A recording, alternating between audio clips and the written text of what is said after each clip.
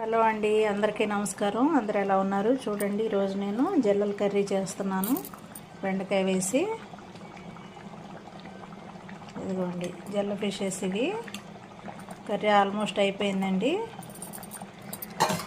చక్కగా ముందుగా బాండీ పెట్టుకుని ఆనియను కొద్దిగా వేగిన తర్వాత పచ్చిమిర్చి టమాటో వేసి బాగా మగ్గబెట్టి అందులో ఉప్పు కారం పసుపు సరిపడా వేసుకుని అది వేగిన తర్వాత అప్పుడు చింతపండు పులుపు వేసుకుని బాగా పులుసు మరగనివ్వాలండి. మరగనిచ్చిన తర్వాత బెండకాయ ముక్కలు వేసి చక్కగా బెండకాయలు బాయిల్ అయిన తర్వాత అప్పుడు మనం కడిగి పెట్టుకున్నటువంటి ఫిషెస్ వేసి బాగా సిమ్లో కుక్ చేస్తే చాలా టేస్టీగా ఉంటుందండి ఫిష్ కర్రీ.